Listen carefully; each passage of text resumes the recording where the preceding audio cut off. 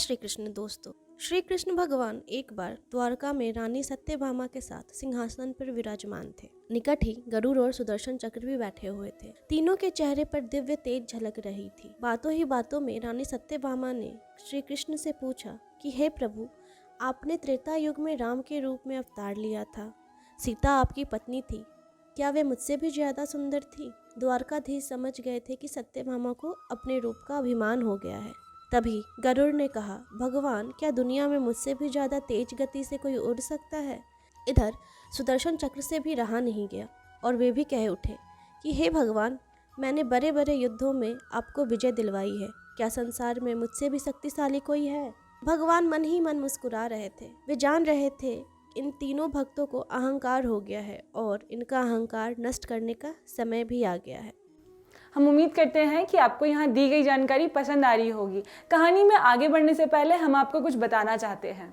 अब आप अपनी पूजा की सारी सामग्री की शॉपिंग घर बैठे पूजा करो के वेबसाइट से भी कर सकते हैं, जहां आपको फर्स्ट परचेज पे 40% का डिस्काउंट मिलेगा ये कूपन कोड यूज करके। साथ ही साथ आपके हर एक परचेज का कुछ हिस्सा हम डोनेट करेंगे हमारी गंगा माँ के क्लीनिंग प्रोजेक्ट में। तो हमें उम्मीद है कि आप भी पूजा करो का साथ देंगे इस नेक काम में। अब आगे की कहानी एंजॉय कीजिए।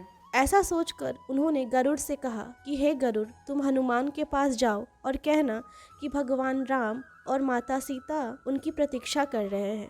गरुड़ भगवान की आज्ञा लेकर हनुमान को लाने चले गए।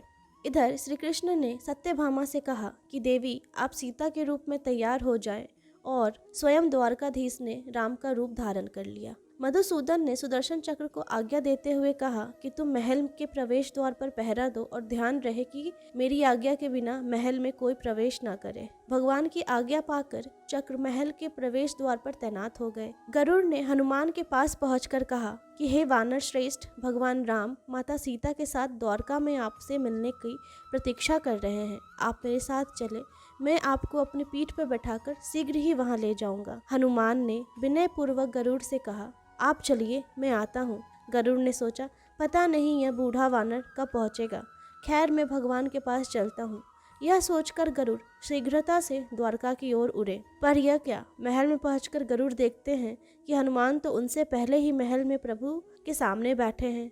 गरुड़ का सिर लज्जा से झुक गया। तभी श्री राम ने हनुमान से कहा कि पावन पुत्र, तुम बिना आज्ञा के महल में कैसे प्रवेश कर गए? क्या तुम्हें किसी ने प्रवेश द्वार पर रोका नहीं? हनुमान ने हाथ जोड़ते हुए सिर झुकाकर अपने मुंह से सुदर्शन चक्र को निकालकर प्रभु के सामने रख दिया। हनुमान ने कहा कि प्रभु, आपसे मिलने से मुझे इस चक्र ने रोका था, इसलिए मैंने इसे अपने मुंह में रख लिया और मैं आपसे मिलने आ गया, मुझे क्षमा करें। भगवान मन ही मन मुस्कुराने लगे। हनुमान ने हाथ जोड़ते हुए श्री राम से प्रश्न किया, हे प्रभु, आज आपने माता सीता के स्थान पर किस दासी को इतना सम्मान दे दिया कि वह आपके साथ सिंहासन पर विराजमान है?